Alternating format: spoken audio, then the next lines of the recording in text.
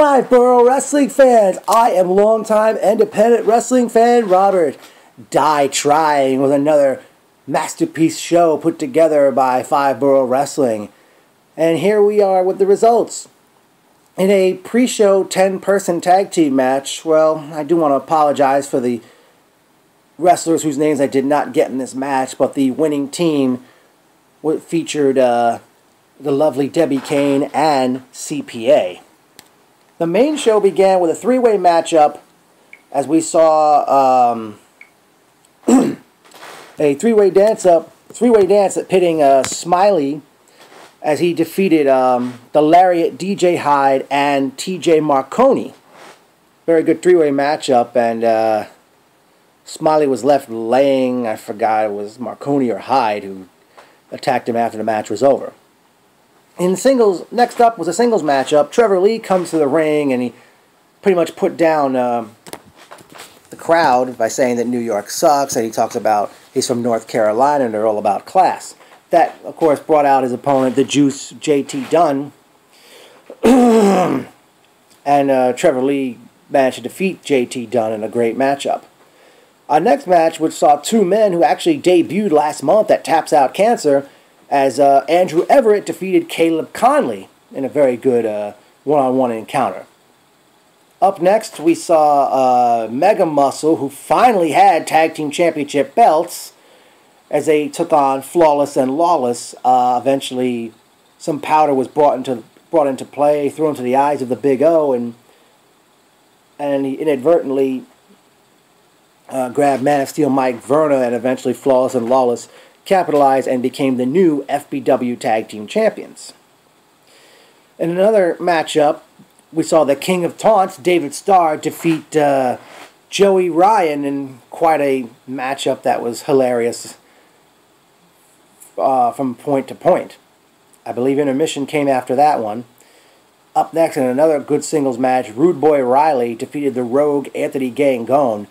I think Rude Boy Riley is something, and he definitely wants it, and I think other promotions should take notice of this kid. I know he also works for WOW in Staten Island, but, you know, get him on even bigger indie stages.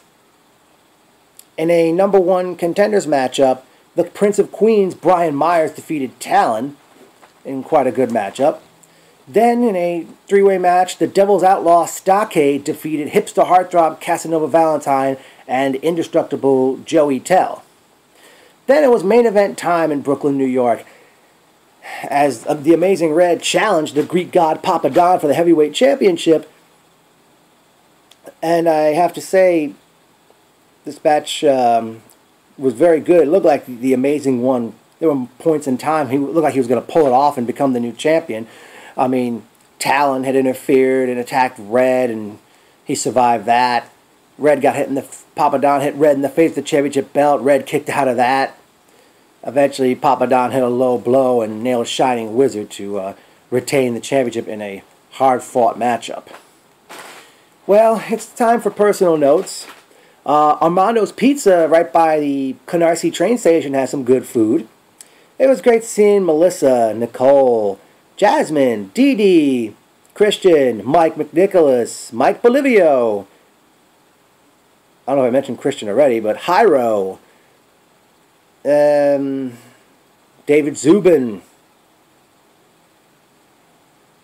There was, as promised, they said they had a big announcement. And the big announcement is that on Friday night, June 5th, Five Borough Wrestling will have its one-year anniversary show at the Elks Lodge on Queens Boulevard. Already announced for that night, Matt Stryker, Val Venus, Tessa Blanchard, Robbie E., and Samoa Joe.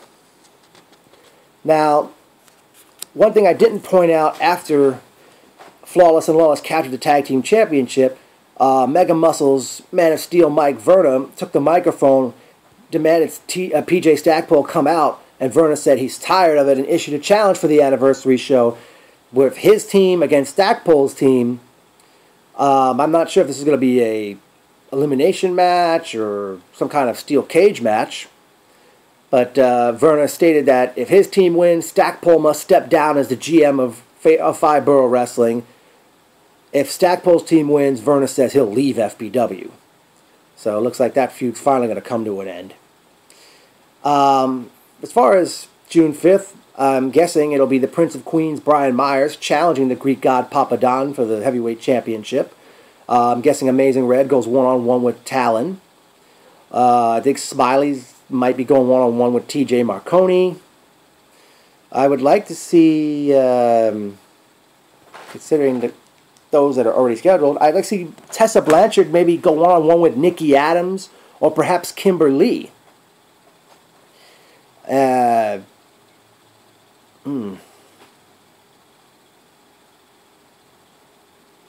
me see here. I wonder what took so long to open the doors, because usually I'd arrive at FBW the last few shows and the doors were already open. Let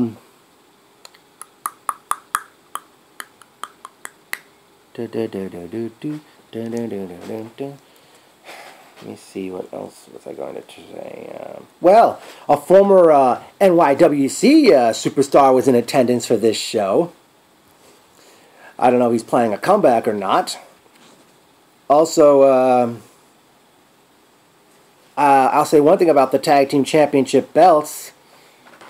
I did notice the old WWF logo was on it, as Mega Muscle walked right by me.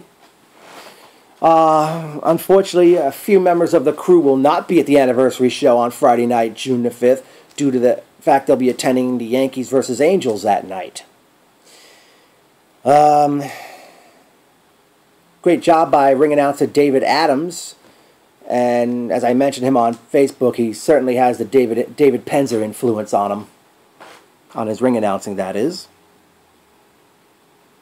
I forgot what Papa Don was saying to Mike McNicholas on the microphone as his match with Amazing Red was about to get underway. Congratulations to Nicole getting Joey Ryan's lollipop.